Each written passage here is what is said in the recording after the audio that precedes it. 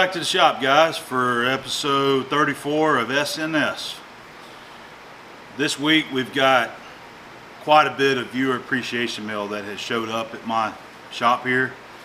So we've got quite a few things to reveal and share and pull out of the box and show you. We've got a lot of really cool stuff this week, man. There's been a couple items here that have showed up that just stuff that always just blows me away with people's generosity, and I can't thank you guys enough for all that you do. You know, sending me these gifts, it's just never imagined to get this kind of support here from making these videos. And you know, I just want to continue to say thank you to everybody, man. It means a lot to me, and it's just very special to me. But yes, we got some more viewer appreciation mail this week, and I'm looking forward to pulling it over here and showing it to you. I've also got my other eBay buys that I want to share with you. I talked about the bushing that showed up, so I want to talk about that real quick. And I'm hoping that I've got time to go ahead and share another project with you. I've got another electric motor shaft that I worked on, and I've got quite a bit of video just in that, but I was planning on putting that in this video, so I'm really going to try to kind of compact it a little bit and see if I can throw it in there, because it was another pretty cool repair job that I did, some welding and turning and stuff like that. So we're gonna get that in there. And so we're using the new Rode mic, and hopefully the sound is improved.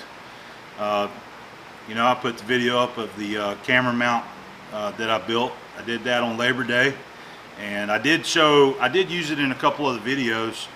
Some you may not have seen yet. One of them was whenever I was doing the test cuts on the Monarch. So I was using the Rode mic there. So I'll have to try to remember to play around with it. And whenever I'm standing behind the camera and using the mic, if I want to talk to you, I might have to flip that mic around and so you can hear me a little better. But I actually do like the volume that I'm getting out of it. It seems to sound a little more crisp and a little bit louder there. So hopefully that's going to work out for the better for me.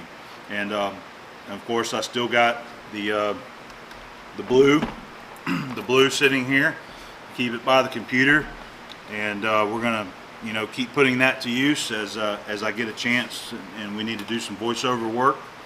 So that's still ready to go.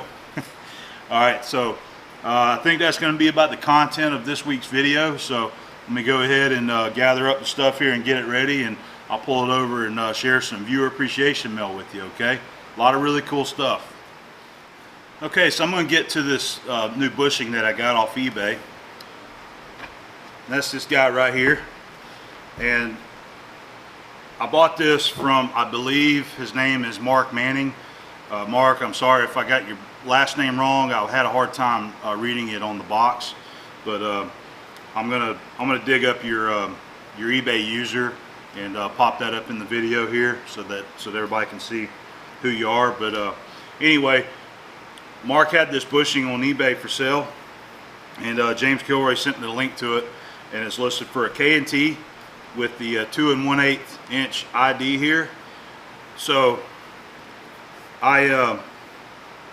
it's never been used, and I can tell that it's never been used. It's just new old stock, and in his description said that it had been sitting around for a long time, never been used. So I put a bid out there on it, and surprisingly nobody bid on it. So I ended up winning this for 18 bucks right here.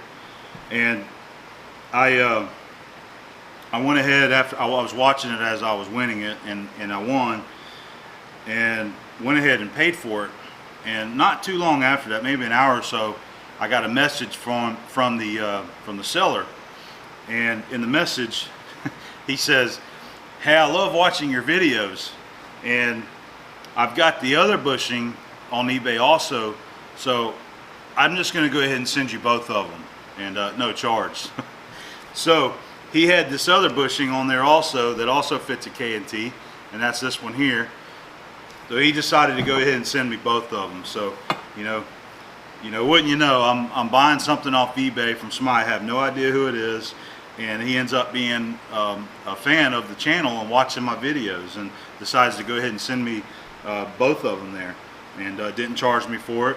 So, you know, I paid for this, and I paid for the shipping that he had on the eBay auction. So this other one is, I believe, 2 3/4. Yep, 2 3/4. So now the bad news. I failed to ask him what size this bushing actually is. Your threads right here, okay? I was assuming that this was the right bushing, but I really wasn't even paying attention to the pictures that much. That was a fail on my part right there. So, as it turns out, that these bushings are not the right size for my overarm supports for my K&T mill. Here's the nut that I bought, and also, you know, I made one just like this, and this was 2 1/2 16, or was it 2 1/4 16? I can't remember now. 2 1/2 16 is what this thread is. All right, as soon as I pulled this thing out of the box, I knew that I messed up. This is 3-inch, and I did check the pitch. This is 3-inch 16 thread. So we got the wrong size bushing for my mill, and James Kilroy, check your big mill and let me know what size bushings you have for yours, your S15, because I think this is probably going to be for your size mill. Again, a 3-inch 16 thread. So if you got a bushing that looks about like this, I think this is the size running bushing you use, of 2 3/4. So I can give you some more measurements on this. Just email me. By the way, I already sent you an email and you haven't emailed me back yet about it. So if these will fit your machine, you know, I'll let them go to you. So let me know, man. So anyway, that was my eBay finds for from last week, and I wanted to share that with you. Okay. Okay, the next item here. This is some viewer appreciation mail that showed up, and this is sent to me by from Joe Uhale. And what he did is he sent me a refill of his homemade Daddy Fatty's Red Dirt Rub, and I gotta say the stuff is excellent. On his box he says no chop saws and no sawzalls. He didn't want me to cut this thing open and rip it into his vacuum seal package here, but so this is the jar that Joe sent me quite a while back. I don't know, it's probably been 6 months at least, and I've used that much of it, and I gotta say, it's actually really good stuff, Joe. I like it. I noticed it's got a kind of a sweet taste to it, which I like, and it doesn't have a lot of sodium, which is also really nice too. So got the refill, and I'll probably go ahead and finish using this up, because this package here looks like that it'll fill up this ball jar right here. So if you contact Joe Uhale, he's on YouTube, and I don't know if he's got an email, but anyway, this is some good stuff. I really like it, and I would recommend trying it out. It's good on all kinds of different meats. Just give it a nice rub. It turns it like a red color, and throw it on the grill, throw it on the smoker, and excellent stuff. So thank you for the refill, Joe, and I plan on using this stuff continuously. It's great. Thank you. Okay, moving on to the next viewer appreciation box that showed up, and we got a couple other YouTube guys to mention in this. Randy Richard, he's got a cool YouTube channel going, kind of fresh, just started out. He's been putting up some videos. Got a cool little workshop there, and he does all kinds of projects. So if you haven't checked out Randy Richard, go check out his channel and give him some support. So recently he did a video about some wood splitting that he was doing, and he had a little contest there to see who could guess how many cords of wood that he split. So everybody was allowed to put in a guess, and he had a little door prize there for the winner. So I threw out there my guess, and I had guessed 20 cords of wood based off what I'd counted in his video. And I actually kind of rounded high.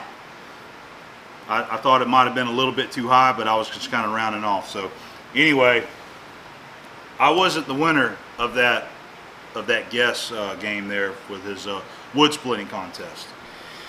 So he had this right here. This is one of his shop made oil cans. Very cool oil can. And he was going to give this away to the winner. And the winner was actually Bruce Richards. And Bruce also has a YouTube channel. So he's got a lot of videos on getting out broken bolts and thread repair and that kind of stuff. And he posts up a lot of videos of it. So if you haven't seen Bruce's channel, check him out also. So anyway, so Bruce was the winner of this little oil can that Randy made. And for whatever reason, Bruce told Randy to send it to me instead.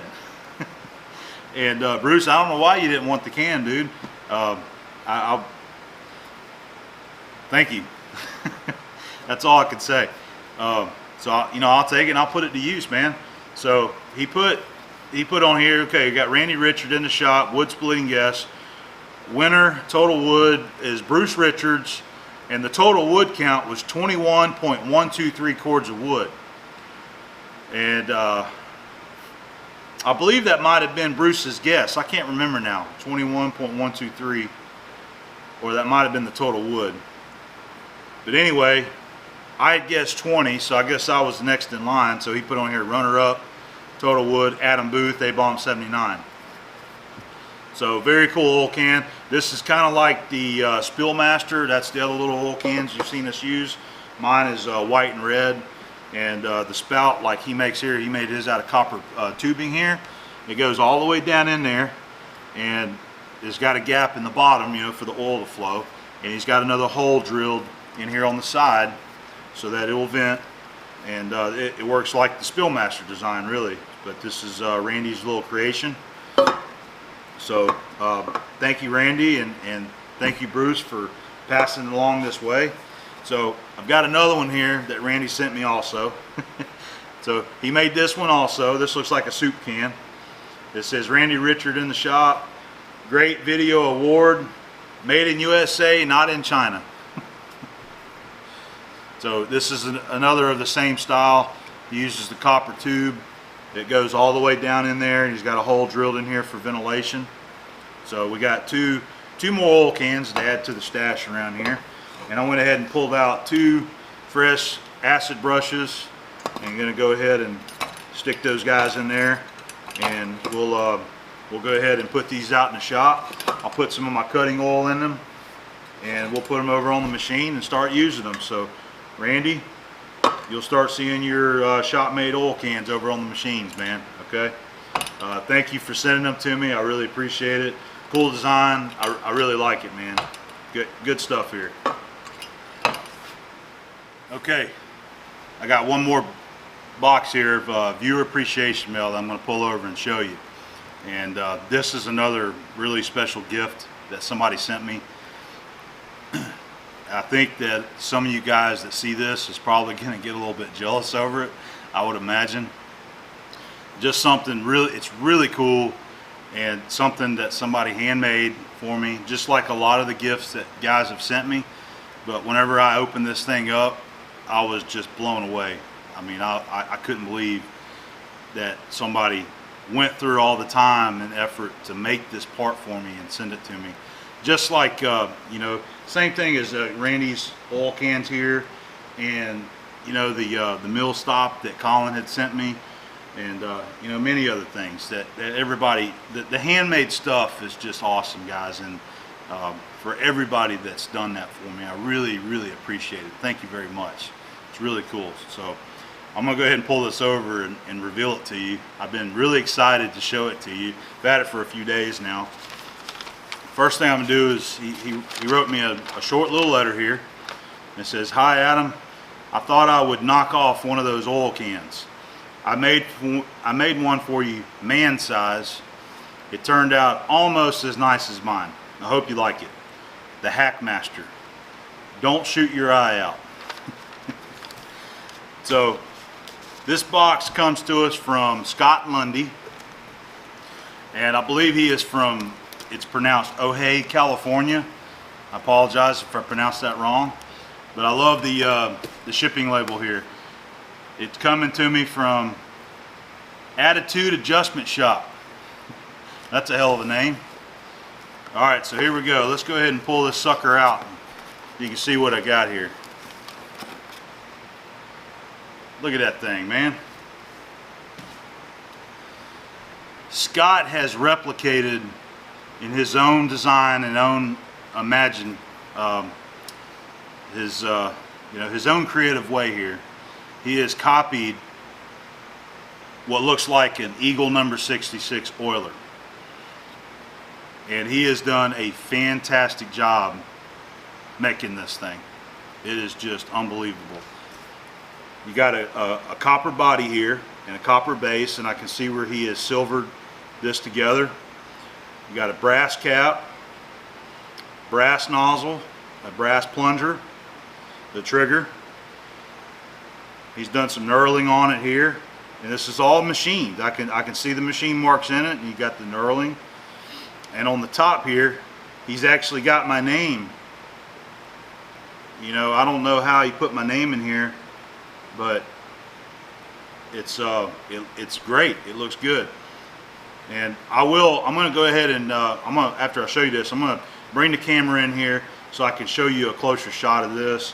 You know, we'll take a look at Randy's oil cans here also.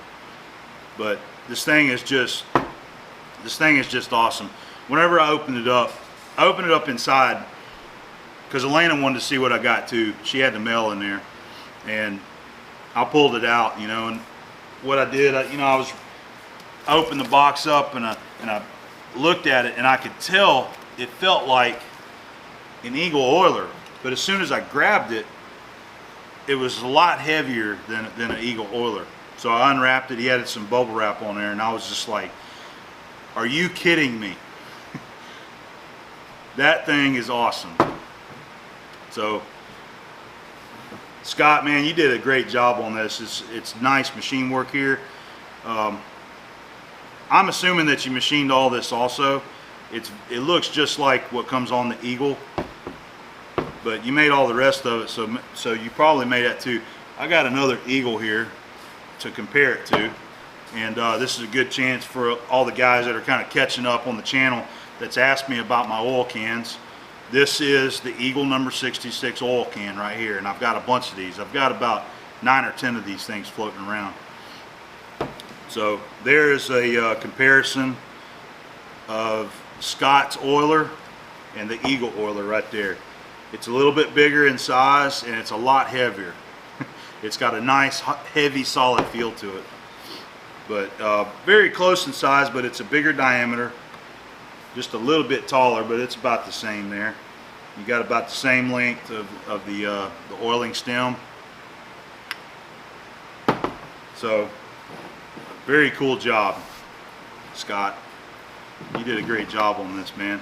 So let me reposition the camera and get you in for a tighter shot and have a closer look at all this stuff, okay? All right, guys. Hopefully you can see this better. Closer shot of the custom-made oiler by Scott Lundy.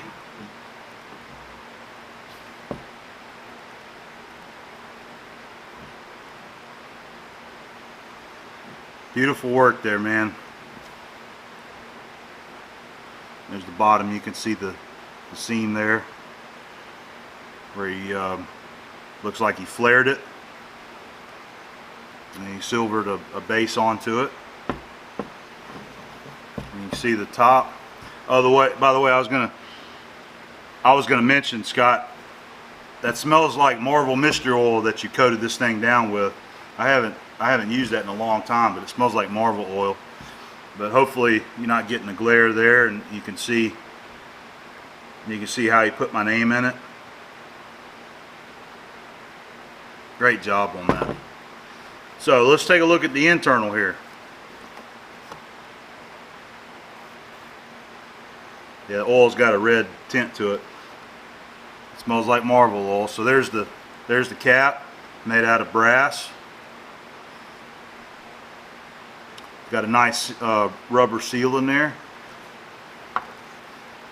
And on the inside you can see on the, I mean, he made all of this here. So this piece here, the actual you know, the oiler part of it, he's got his name, Scott Lundy, Ojai, California, 2014. Very nice job, man. Nice craftsmanship there. And you see the threading that he's done. He's got a really coarse thread that he machined on it. That is just to so that the cap will kind of screw down on there quick. If I can get it lined up, there we go.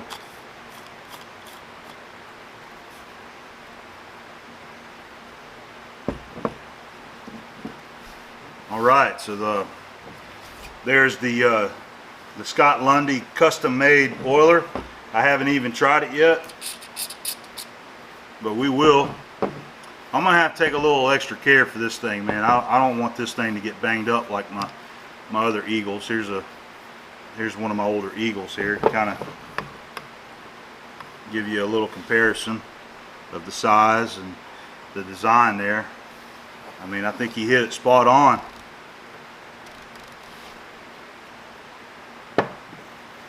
Alright, and I also wanted to go ahead and pull the Randy Richard oil cans over so you can see these a little bit closer. He did some soldering up here to attach the copper tube. I don't know if you can see down in there from this angle in the light, but the tube goes all the way down near to the bottom. And then here's the other one. Looks like a salmon can or some kind of fish can here.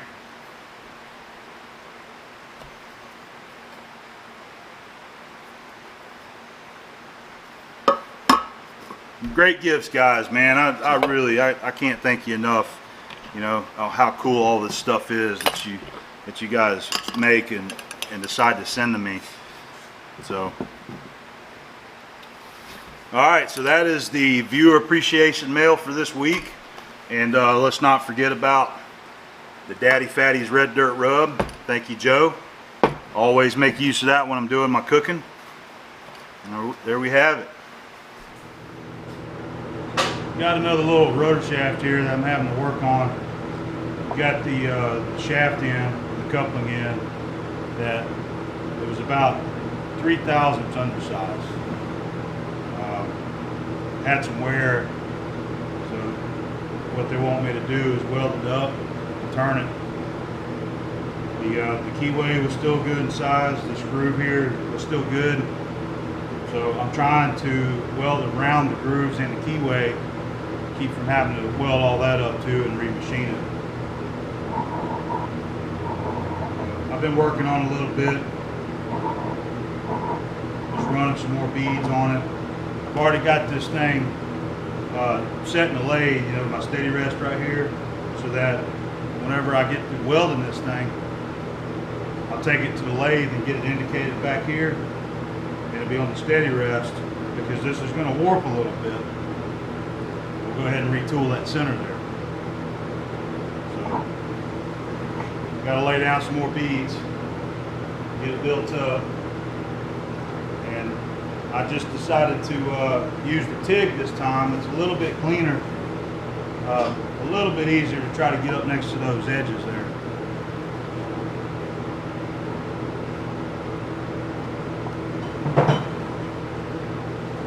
Get off the damn leads.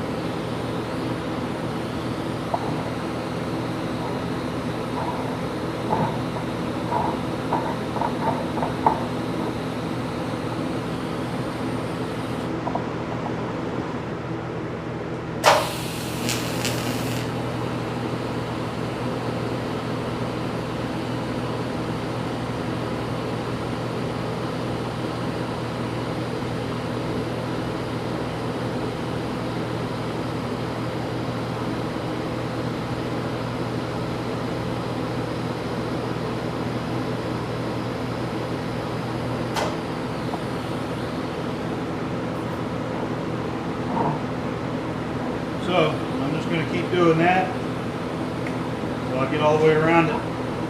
We'll set it up in the lathe and do some turning. Okay, got it welded up. Now I've already got it trued up here, just kind of speed things up. Got the already got the steady rest set on this other bearing drum here. I just used some way lube, but maybe you can see the indicator, but I've got it running 0. So the it didn't really warp too bad. It's hard to even see it if it did. I haven't stuck the indicator here, but I'm going to go ahead and retool this center anyway.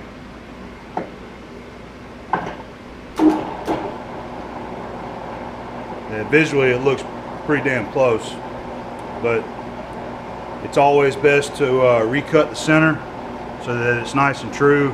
So I'm going to do that and then use a little high-speed tool bit and we'll turn that weld off. Alright, here we go. Let me speed it up just a little.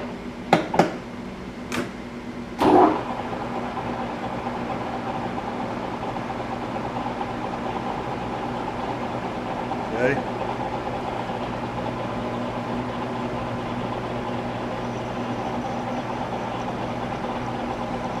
Just touching off there, and you can see it's running out just a little bit. It's probably 2 or 3 thousandths.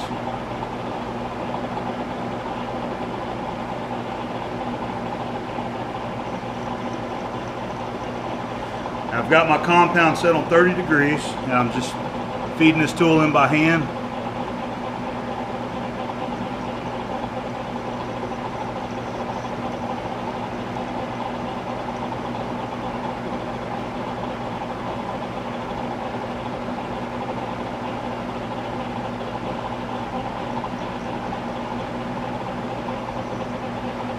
It's looking pretty good. I'm going to take a few more.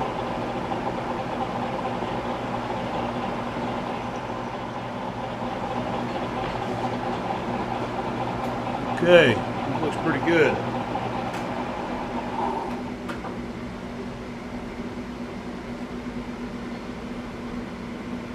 Yep, that's cut all the way around.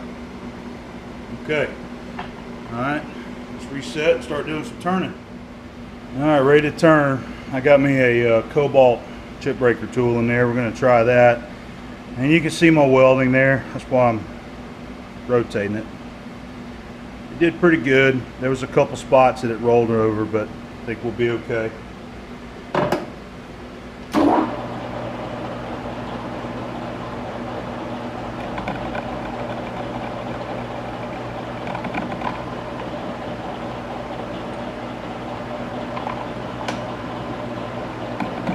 Just touched off.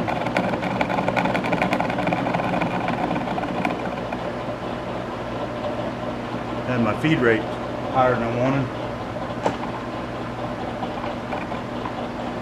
But what I was saying is I touched off and dialed in 50.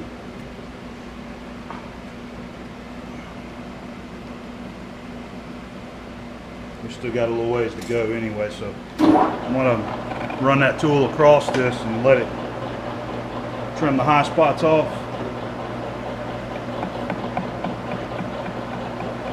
Get it down a little closer.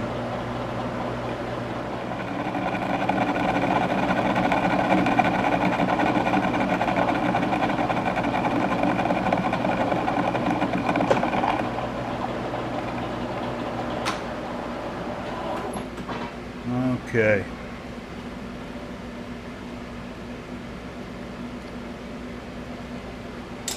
Take another 50 thousandths.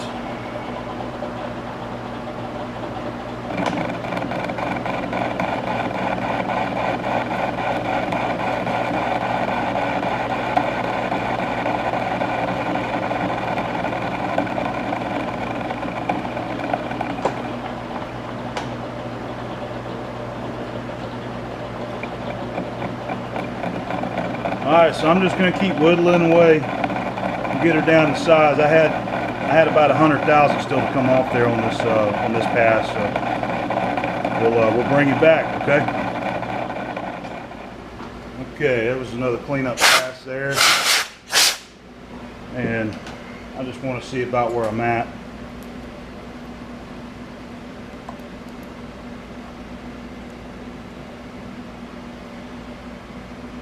Okay, 1 inch 175, so I got another 50 to come off of it. So I'm gonna get it down close and make sure I don't have any, real low spots. Hopefully I won't, but we might take that tool out and touch it up.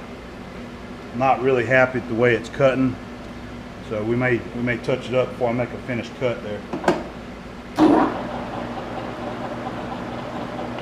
So I had 50 to come off.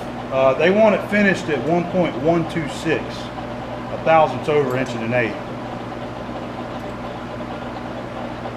So I'm going to just take 30 off now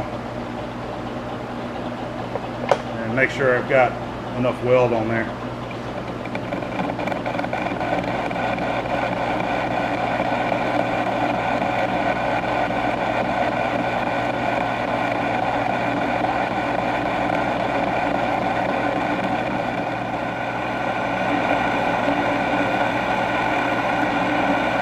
Leaving a little bit of metal in that corner there. I'm going to come in there with my little radius parting blade and clean that corner up.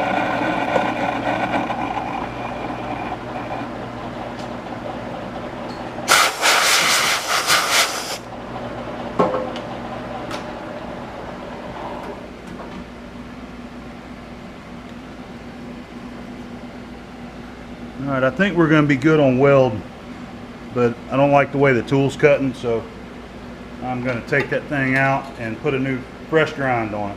We'll come back and finish it. Alright, I touched up my tool, rehomed the corner of it. In case you're wondering with speeds and feeds, I'm running 370 RPM.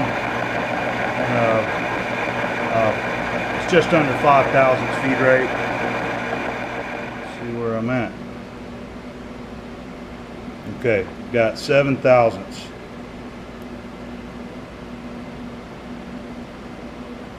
Got 7 thousandths to come off of it.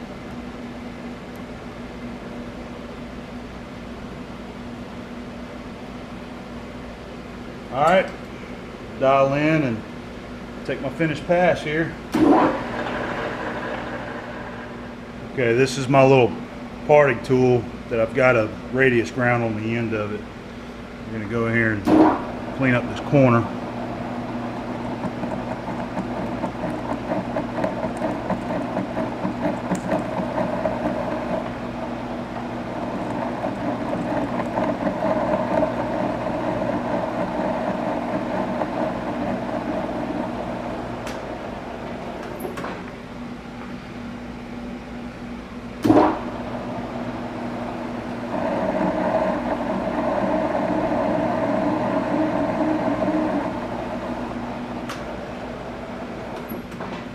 Okay, looks pretty good.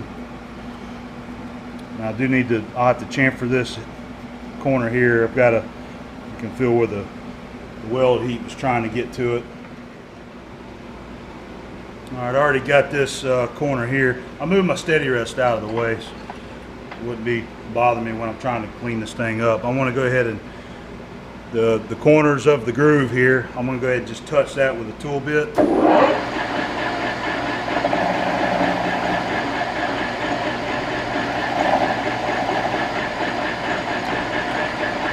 And I do want to put a little bit right on the end here. Yep.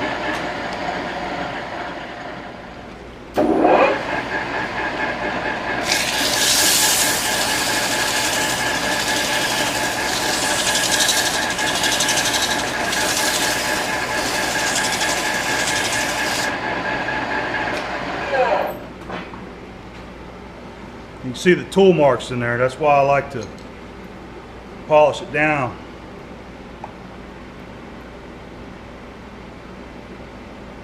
Okay.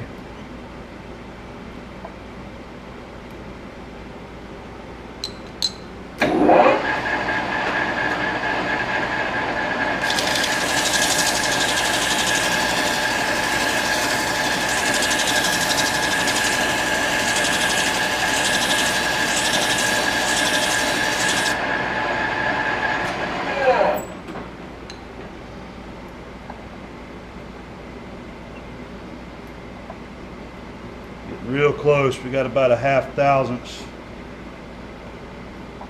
A little bit more right here on this end. I'll have to rip me a little narrow strip and get this one a little bit better. So I'm just going to keep working it. It won't take much more to get it down, and we'll polish this up, clean this up good. Okay, I've got her down to size. It's about a 1/10 over 126, 1.126. So I've got some of my finer emery right here that's already been used. It's pretty smooth, and I'm just going to come over that, and then we're also going to clean this area up. This is your other bearing journal with this paper that I was using here.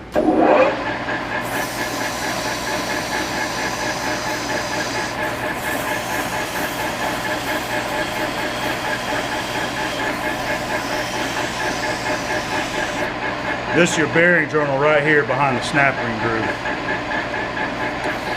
But just clean it up, make it look good. Okay, here's our 220.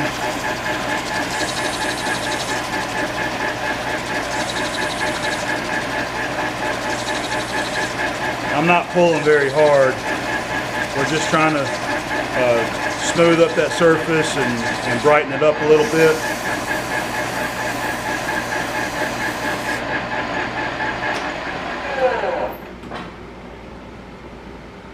And I think we did it. All right, let me double check. Okay, 126. 126.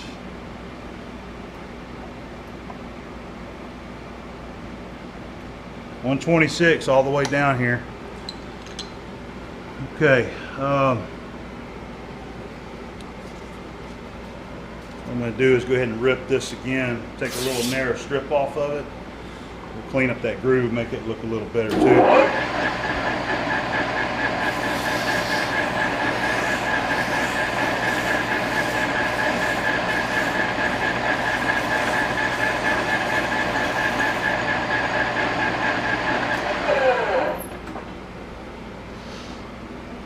Alright, that's going to be about it. I've got to clean that keyway out. I've got to check it.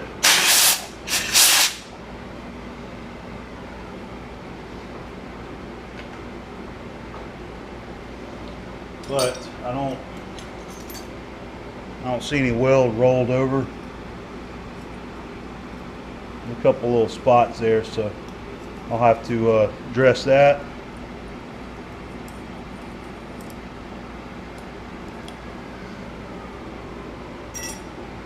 We're about done. Alright guys, there it is. It's finished up. And it turned out pretty good. There was a few spots along the edges that I wish I could have got in there a little closer, but anytime you're trying to weld next to a groove or a keyway, it's always pretty tricky to get that weld bead to flow right up to the edge without rolling over. And I had a couple right in there that it did it, but it turned out pretty good. And that's all they wanted. So that job's done.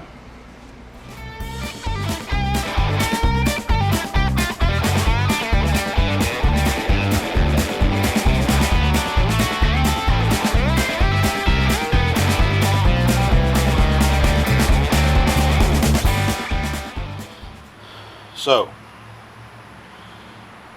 minding my own business in my shop,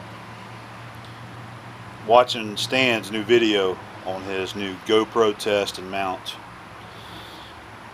Just getting to the end whenever he was showing the two parts that he had made. And I hear this loud pop. And everything went dark. So I instantly knew what it was, and I knew exactly where the problem is.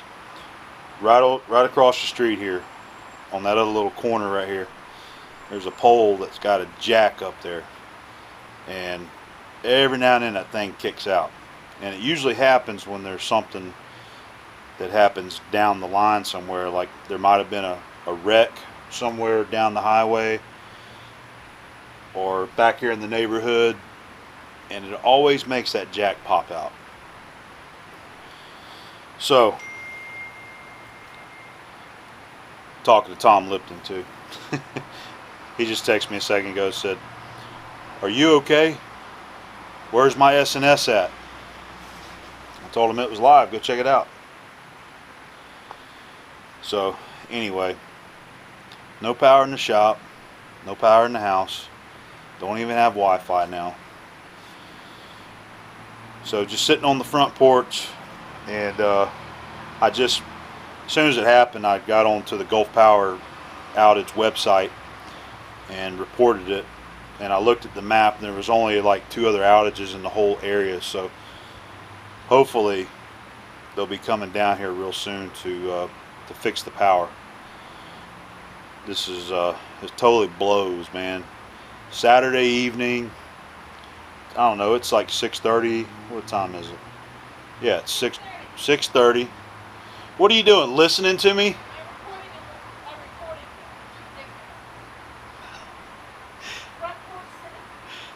My wife is recording me front porch sitting.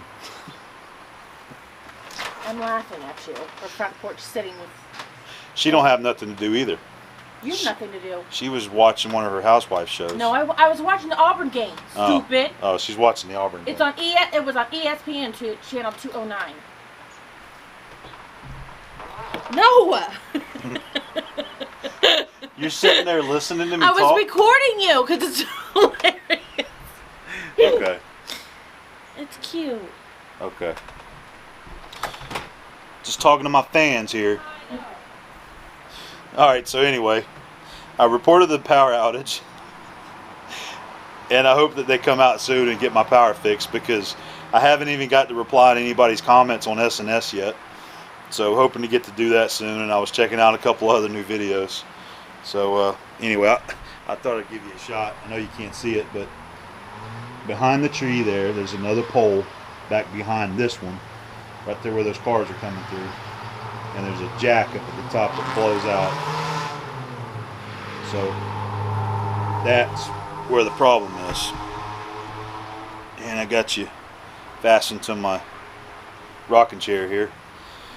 So I was enjoying Stan's video where he just machined this new mount for his GoPro, and I was pretty interested in that, because I don't hardly see anybody post anything about the GoPro cameras. I think there's a few guys that use them, but nobody really ever talks about it.